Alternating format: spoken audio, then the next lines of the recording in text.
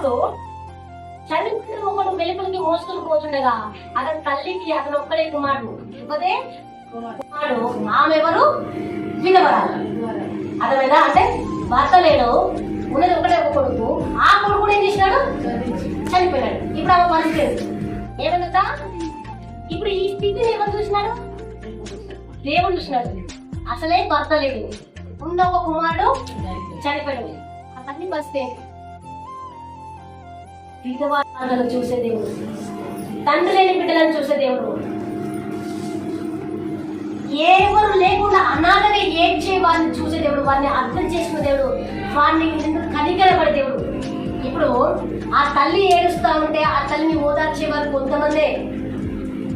ఆ తల్లి బాధపడుతుంటే ఆ తల్లి బాధ వదలజ్యం అంటే తను చనిపోయేంత వరకు మర్చిపోలేని గాయం తల్లికి.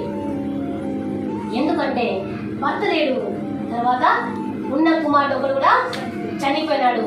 ఎంతమంది ఓదార్చినా కానీ తనకు ఓదార్పు రాదు. హల్లెలూయా. ఎందుకంటే ఆ బాధ భరించడం తనకు ఒక్కదానికే తెలుసు కాబట్టి. ఈ విషయం ఎవరికి తెలుసు అంటే దేవునికి తెలుసు. ఎవరో వెళ్ళి దేవుని చెప్పలేదు, అయ్యా వాళ్ళ కుమారుడు చనిపోయినాడు, ఆమె బాగా ఏడుస్తుంది, తన భర్త కూడా లేడయ్యా, ఆమె పరిస్థితి ఏందో అని ఎవరు కూడా ఏం చెప్పలేదు. ఈరోజు ఏడుస్తా అంటే ఏడిపించే వారే ఉంటారు, మంచి పని చేయరు. పోనీ మనం మంచి పని చేద్దామంటే మనల్ని ఎదురు కూస్తూ ఉంటారు. ఇప్పుడు ఆ అమ్మ ఏడుస్తూ ఉంటే ఆమెను ఓదార్చే వారు కొంతమంది ఉండొచ్చు, కానీ తన బాధను శాశ్వతంగా తీర్చే వాళ్ళు లేరు. ఎవరు కూడా వెళ్ళి చెప్పలేదు తన పరిస్థితి అని హృదయాంతరంగం పరిశీలించగల దేవునికి తెలుసు. ఆమె విధవరాలని, తన ఉన్న ఒక కుమార్ చనిపోయినాడని యేసు ప్రభువు తెలుసుకున్నాడు. తెలుస్తుంటే ఏడుగో చెప్పిన వాళ్ళు బాధపడ్డంటే బాధపడి నీ బాధ తెలిసే వాళ్ళు. నువ్వు కన్నీరు కాస్తుంటే నీ కన్నీరు కార్చుకో, నీ కన్నీరు నీదే, నీ కళ్ళు నీయే, నీ బాధ నీదని వదిలేసే సమాజంలో ఉన్నాం. అలాంటి వాళ్ళని ఆదరించాలంటే దేవుడు ఒక్కడే ఉన్నాడు. లోతుల్లోంచి అర్థం చేసుకునేవాడు దేవుడు ఒక్కడే. నీ బాధను నీ బాధలుగా అర్థం చేసుకుని మోసేవాడు యేసు ప్రభువు ఒక్కడే. నీ బాధను తీర్చేవాడు యేసు ప్రభువు ఒక్కడే. ఇంకా ఆయన మీదకి ఏ ఒక్క మనుషుడు రాడు. నువ్వు ఈ రోజు ఏ స్థితిలో బాధపడుతున్నావో, ఈరోజు ఏ స్థితిలో నువ్వు కన్నీరు విడుస్తున్నావో, ఏ స్థితిలో అయోమయంలో ఉన్నావో, ఏ స్థితిలో కొట్టుమిట్లాడుతూ లోపల ఏడుస్తూ కుమిలిపోతున్నావో, అయితే దేవుడు ఈ రోజు నీకు చెప్తున్నాడు, ఆ విధవరాలి పక్షాన కనికరపడాడు దేవుడు. నీ పక్షాలు కూడా కనికరపడే దేవుడు. ఏడిస్తే ఏమని ఉన్నవాడు పోయిండు, నాకండి నిన్న వెళ్ళి సువార్త ప్రకటించుకోవాలి కదా అని చెప్పి దేవుడు అనుకోలేదు. ఏం చేసినాడంటే దేవుడు ఏం చేసినాడు, ఆ అదొక కుమారుడు ఆ ఊరు జనంలో అనేకులు ఆమెతో కూడా వెళ్ళినారు. ఊరు జనం ఏం చేస్తారు? చనిపోయిన వ్యక్తి కోసం ఊరు జనం ఏం చేస్తుంది? ఆమె వెంట కూడా తప్ప. అయితే ప్రభు ఆమెను చూసి ఆమె ఎందుకు కనికరపడి, అమ్మా నువ్వు ఏడవద్దు అని చెప్తున్నాడంట.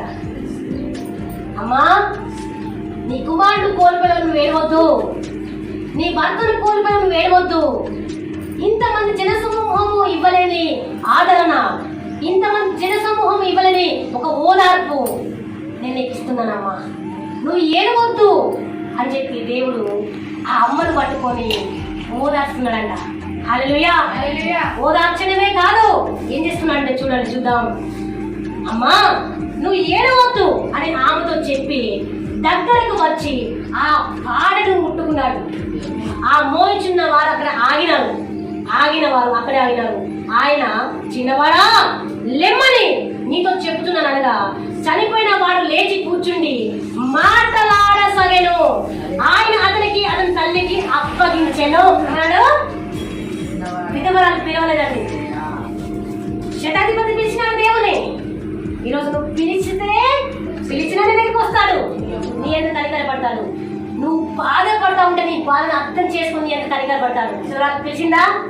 విధవరాలు చెప్పిన వారు పిలిచినారా? పిలవలేదు. కానీ ఎవరు వచ్చినారు? ఆమెను చూచి ఆమె ఎందుకు కనికరపడి, అమ్మా ఏడవద్దు అని చెప్పి, నీ కుమారు నేను స్వస్థపడతాను చెప్పి ఆ పాడ దగ్గరికి వెళ్ళి, ఆ పాడ దగ్గరికి వెళ్ళుంటే అక్కడ ఉన్నవారు మోసేవారు అక్కడ ఆగినారు. ఆగితే ఆ పాడను ముట్టినాక చిన్నవాడా నిద్రించి లేవని చెప్పి లేపినాడంట. లేపి లేచి అతను ఏం చేస్తున్నాడు? బాడి మీద మాట్లాడుతున్నాడంట. బాడి మీద లేచి ఏం చేస్తున్నాడు? మాట్లాడుతున్నాడట. అతను తీసుకొచ్చి తన తల్లికి అప్పచెప్పాడు దేవుడు. ఇది ఆ చుట్టుపక్కల ఎవరు చేయగలరా? ఇది తన కన్నతల్లి చేయగలరా? అయితే దేవుడు తన తల్లికి ఏం చేసినాడంటే తీరని సంతోషాన్ని ఇచ్చినాడు. జీవితంలో మర్చిపోని ఆనందం ఇచ్చినాడు. ఆమెను అర్థం చేసుకున్నాడు దేవుడు. అర్థం చేసుకుని తన కుమార్తెలకు అనుగ్రహించినాడు. ఆ కనికరపడే దేవుడు నీ దేవుడు. నువ్వు అనుకుంటావేమో కొన్నిసార్లు, నేను ఒంటరిగా ఏడుస్తున్నానయ్యా, నేను ఒంటరిగా ఏడుస్తున్నప్పుడు నన్ను ఓదార్చేవారు లేరు, నేను తప్పుడు మార్గంలో తొట్టెలు నడుస్తున్నప్పుడు నేను ఆదుకునేవారు లేరు. కానీ నేను ఇంట్లో కూర్చొని బిగ్గరగా ఏడుస్తున్నప్పుడు నా కన్నీరు తుడిచిన నీ కృప ప్రభువా. ఒంటరిగా కూర్చున్న వేచినంత దగ్గర ఉన్నా, ఒంటరిగా ఏడ్చుకున్నావు. తొట్టెలు నడుస్తున్నప్పుడు నేను ఆదుకుని నీ చేయి పట్టుకొని సకలమైన మార్గం నిలబెట్టేవారు ఉన్నారు. కానీ ఇక్కడ నువ్వు ఏడ్చినప్పుడు నీ కన్నీరు తుడవడానికి వస్తాడు. హల్లెలూయా. ఏం చేయడానికి? నీ కన్నీరు తుడవడానికి వస్తాడు. నేను కనికర పడతాడు. ఆయన నీ విశ్వాసం చూసి ఆశ్చర్యపడతాడు. ఈరోజు విధవరాన్ని అర్థం చేసుకొని ఆమె కనికరపడిన దేవుడు మనందరి పక్షం కూడా కనికపడిన దేవుడు. మనందరినీ కూడా ఆయన తన ఆశ్చర్య కార్యం చేత నింపే దేవుడు. మనందరినీ కూడా ఏడవద్దు అని చెప్పే దేవుడు. అర్థమైందా? శతాధిపతి ఏం చేసినాడు? తన మంచి మనసుతో తన దాసుని ప్రాణమును కాపాడుకున్నాడు. విధేయత చూపించినాడు. మంచి మనసు కలిగిన శతాధిపతి ఆయన యొక్క ఆ విశ్వాసాన్ని చూసి దేవుడు ఆశ్చర్యపోయినాడు. ఇక్కడ పేద విధవరాలి మనసును చూసిన దేవుడు, పేద విధవరాలి కన్నీరు తుడిచిన దేవుడు తన దగ్గరికి వెళ్ళి తను స్వస్థపరిచి తన కుమారునే తిరిగి ఇచ్చిన దేవుడు మన విషయంలో కూడా కార్యం చేస్తాడు. కావలసింది ఏంటంటే నీ యొక్క తగ్గించుకునే మనసు, నీ యొక్క దేవుణ్ణి ఆ మందిరంలో పనిచేసే మనసు, సమాజ మందిరం నిర్మించడానికి నీ వంతుగా నీవు దేవుడి పనిలో ఉండే ఆ దేవుడి పనిలో ముందుకు సాగించే ఆ మనసులో ఉండాలి. హల్లెలూయా. తన సేవకులను పంపిస్తున్నప్పుడు వారిని ప్రేమతో రిసీవ్ చేసుకోవడం, ప్రేమతో వారిని ఆదరించడం కూడా దేవుని ఆ కాలంలో దేవుడు. ఈ రోజు ఎవరున్నారు? సేవకులే. అది ఆదరించే మనసు, ఆ తగ్గించుకునే మనసు, ఆ ప్రేమ చూపించే మనసు, ఒకరి పట్ల ఒకరు ఆ తారతమ్యాలు లేకుండా ప్రేమ చూపించుకునే మనసు నీలో ఉంటే నీ విశ్వాసాన్ని చూసి కూడా దేవుడు, నీ తగ్గింపు మాట చూసి కూడా దేవుడు నీ విశ్వాసంలో ఆశ్చర్యపోతాడు.